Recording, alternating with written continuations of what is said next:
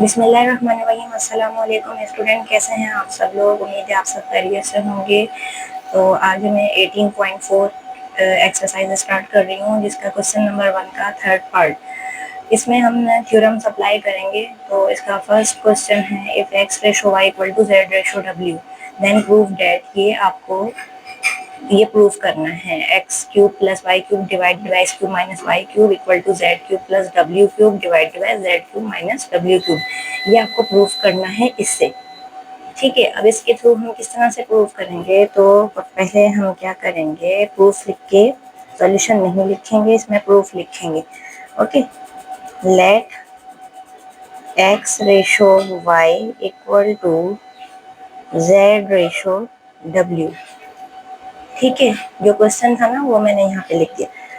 Second, ये जो ratio है किसमें चेंज हो जाएगा? x divided by y equal to z divided by w में चेंज हो जाएगा।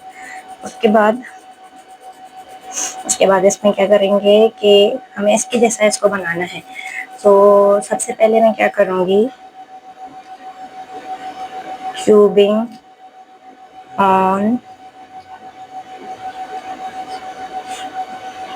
बोथ साइड्स, क्यूब करूँगी दोनों साइड पे। ठीक है, क्यूबिंग करेंगे हम, तो ये हो जाएगा मेरे पास x cube divided by y cube equal to Z cube divided by डब्ल्यू क्यूब। ठीक हो गया। उसके बाद मैं यहाँ पर अप्लाई करूँगी by using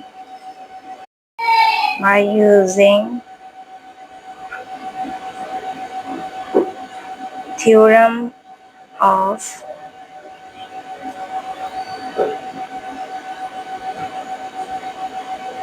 componendo and dividendo। ठीक है, bye using theorem of componendo and dividendo। सो यहाँ पे मैं थ्योरम लिख देती हूँ। थ्योरम होता है आपके पास a plus B upon a minus B equal to c plus D upon c minus D. तो ये थ्योरम मैं यहाँ पे अप्लाई कर दूंगी इसके ऊपर। तो ये क्या हो जाएगा मेरे पास, एक्स क्यूब क्या है आपका a के इक्वल है, वाई क्यूब क्या है आपका b के इक्वल है, जेड क्यूब क्या है c के इक्वल है, डब्ल्यू क्यूब क्या है d के इक्वल है। तो जहाँ a b c d आ रहे हैं वहाँ पे आप x y z w put करेंगे।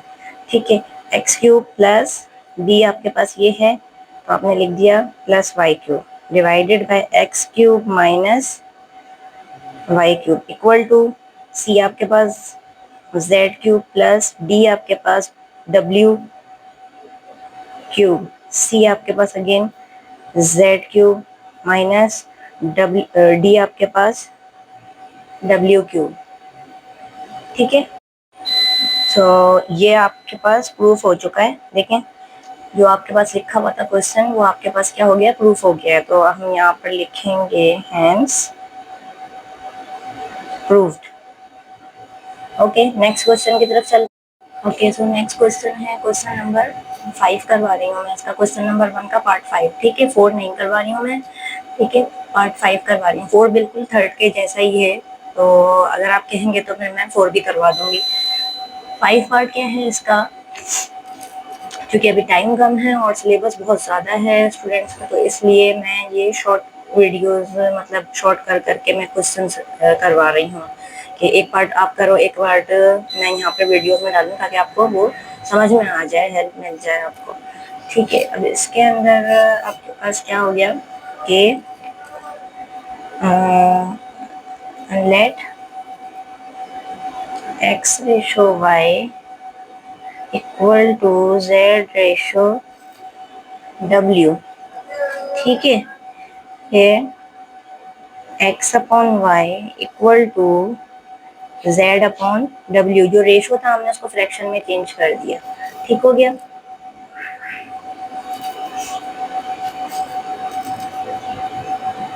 ठीक है, उसके बाद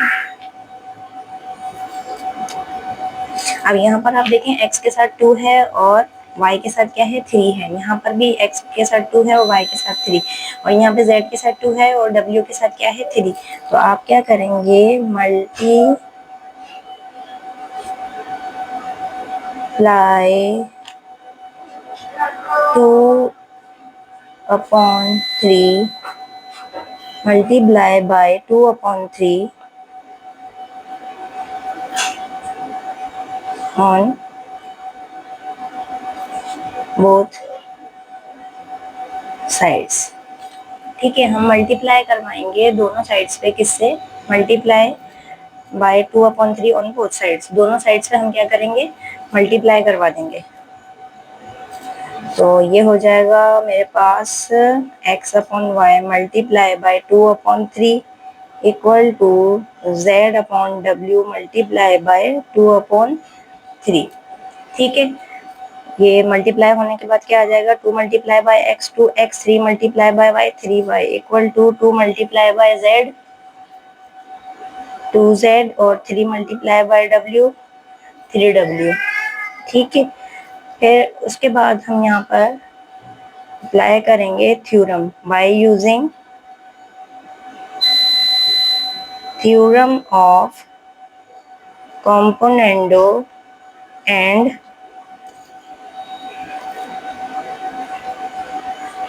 डिवाइडेंडो। ठीक है, कॉम्पोनेंडो डिवाइडेंडो आपके पास क्या था? a plus B upon a minus B equal to c plus D upon c minus d. यहाँ पे अप्लाई कर देंगे। ठीक है, तो ये हो जाएगा, a क्या है? 2x है, तो ये हो जाएगा 2x plus 3y divided by 2x minus 3y equal to c आपके पास है 2z, तो ये हो जाएगा 2z plus 3w divided by 2z minus 3w। एक दफ़ा प्लस में लिखेंगे, एक दफ़ा माइनस में लिखेंगे। ठीक हो गया। उसके बाद अब यहाँ पर देखें क्वेश्चन के अंदर, क्वेश्चन में आपको क्या दिया हुआ है कि 2x प्लस 3y, ऊपर साथ में दिया हुआ है 2z प्लस w, यानी z और w तो हमारे पास यहाँ पर है। ठीक है, तो हम इसके अंदर क्या करेंगे, क्योंकि हमें ये फॉर्म बनानी है अपनी, तो हम यूज करेंगे bye using theorem of alternendo. ठीक है, ये थ्योरम है हमारा, सेकंड थ्योरम है। तो इसको हम यहाँ पर अप्लाई करेंगे, इसके थ्रू क्या हो जाएगा, ये क्वेश्चन हमारा बन जाएगा। तो थ्योरम लिख देती हूँ पहले मैं। ये होता है आपके पास a/c इक्वल टू b/d। ठीक है, ये इसकी जर्नल फॉर्म है थ्योरम की, और थ्योरम ऑफ अल्टरनेंडो की। अब ये चीज हम यहाँ पे अप्लाई करेंगे तो हमारे पास हो जाएगा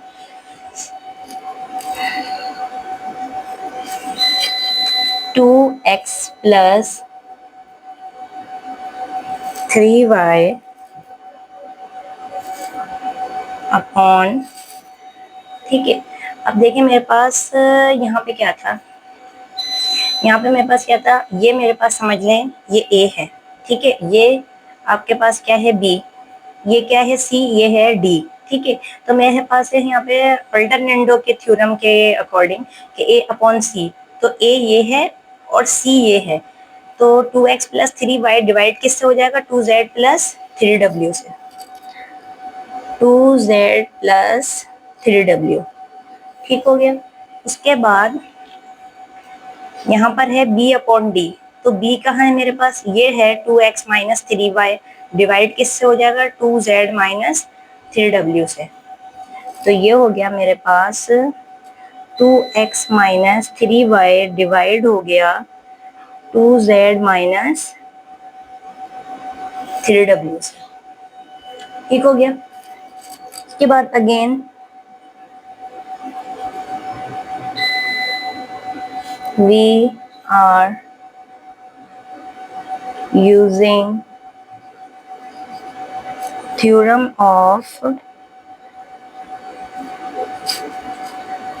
componendo dividendo। ठीक है, अगेन हम क्या यूज करेंगे यहाँ पर? वही थ्योरम ऑफ कॉम्पोनेंडो डिवाइडेंडो, इसके ऊपर अप्लाई करेंगे। तो ये मेरे पास उसके अकॉर्डिंग a है, ये b, ये c है, ये d। ठीक है, दोबारा में लिखने की जरूरत नहीं है थ्योरम। यहाँ पर लिखेंगे 2x plus 3y a plus b, यानी ये a plus b plus 2z plus 3w a minus B 2x plus 3y plus minus B, ठीक है, A plus B upon A minus B, A minus ये b है मेरे पास, ठीक है। तो इसको मैं ब्रैकेट में रख दूंगी 2z plus 3w bracket close. लेकिन ब्रैकेट में मैंने इसलिए रखा है इसको क्योंकि फॉर्मूले में जो थ्योरम है आपके पास उसके अंदर माइनस दिया हुआ है बाहर। अगर मैंने इसको विदाउट ब्रैकेट रखा तो ये माइनस इस प्लस को मल्टीप्लाई नहीं कर सकेगा, जबकि ये माइनस इस पूरी टर्म को मल्टीप्लाई कर रहा है, इसलिए इसको ब्रैकेट में रखना पड़ेगा हमें, ठीक है।